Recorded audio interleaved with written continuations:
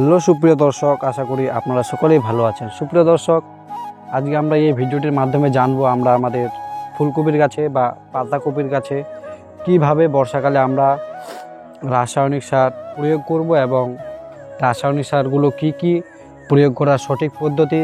আমরা কিন্তু অনেকেই সুপ্রিয় দর্শক গাছের গোড়ায় এভাবে সার বা রাসায়নিক সারগুলোকে ছড়িয়ে ছিটিয়ে দিই। এর ফলে গাছের গোড়ায় রাসায়নিক সারের প্রভাবে গাছের গোড়া পচে যায় এবং গাছের গোড়া পচে যাওয়ার ফলে নষ্ট হয়ে যায়।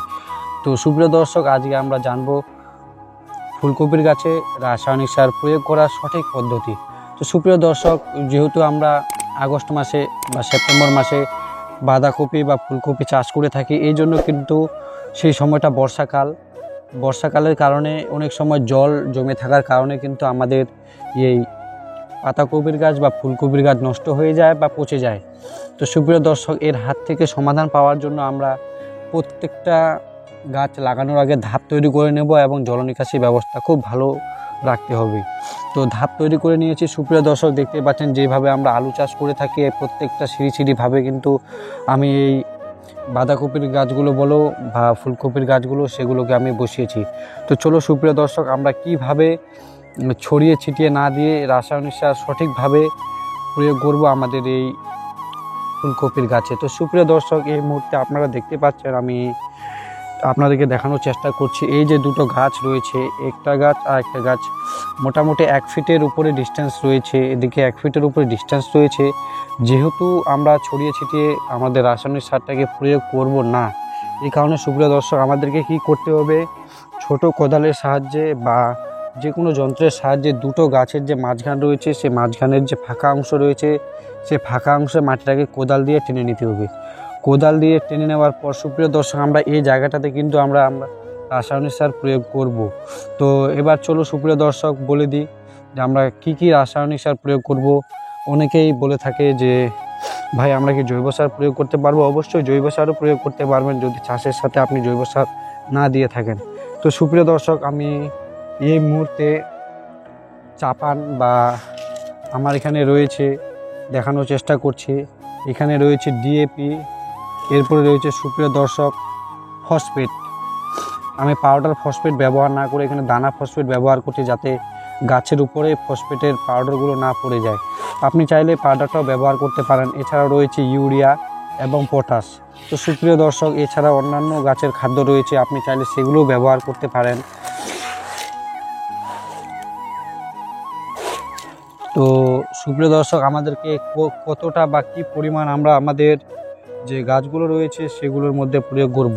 তো সুপ্রিয় দর্শক, আমাদেরকে মোটামুটি 10 থেকে 12 গ্রাম বা 15 গ্রামের অধিক ব্যবহার করতে পারবো না ফুলকপির গাছে, যেহেতু ফুলকপির গাছে আমাদের একটু রাসায়নিক সার খুব কম লাগে, জৈব সারের বেশি প্রয়োগ করলে ভালো হয়।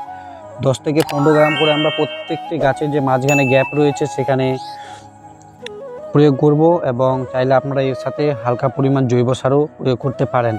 তো সুপ্রিয় দর্শক, এরপরে আমাদেরকে যেটা করণীয়, এই যে সিঁড়িগুলো রয়েছে, আমরা সিঁড়িগুলো কিন্তু কোদালের মাধ্যমে ভেঙে দিয়েছি যাতে আমরা রাসায়নিক সারটা প্রয়োগ করতে পারি। এরপরে কিন্তু আমাদেরকে এই যে মাটিটা রয়েছে, মাটিটা কিন্তু মাঝখানে তুলে দিতে হবে। আমরা যেভাবে আলু চাষ করে থাকি, আলু চাষ করার ক্ষেত্রে আমরা যেভাবে মাটি তুলে দিই, মাটি তুলে দেওয়ার পর যে আগাছাগুলো রয়েছে আগাছাগুলোকে সম্পূর্ণভাবে জমি থেকে ফেলে দিই লেবারের মাধ্যমে বা শ্রমিকের মাধ্যমে।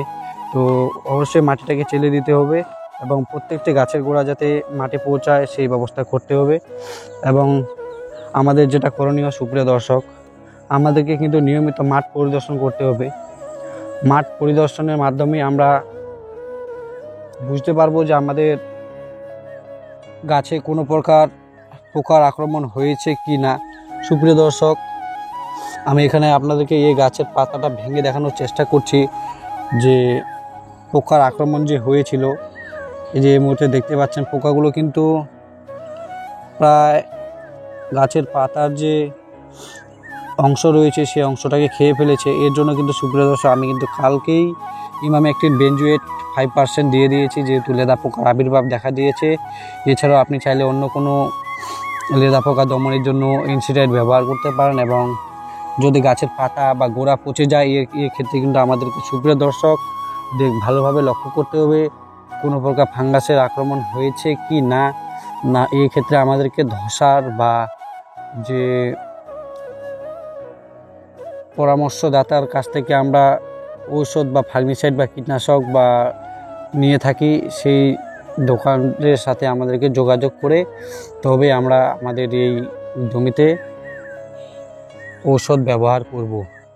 তো সুপ্রিয় দর্শক, আমাদেরকে ওষুধ ব্যবহার করতে হবে একেবারেই বিকেলবেলা ব্যবহার করলে কী হয়, যে সময় পোকা, সুপ্রিয় দর্শক, বিকেলবেলা বেশিরভাগ পোকা যে রয়েছে সেটা কিন্তু বিকেলবেলা বের হয় গাছের পাতা বা গাছের যে কচি পাতাগুলো রয়েছে সেগুলো খাওয়ার জন্য। তো যাই হোক সুপ্রিয় দর্শক, আমি আবারও উপস্থিত হব আপনাদের সামনে নতুন অভিজ্ঞতার সাথে একটি নতুন ভিডিও নিয়ে। ততক্ষণে আশা করি আপনারা সকলেই ভালো থাকবেন এবং সুস্থ থাকবেন।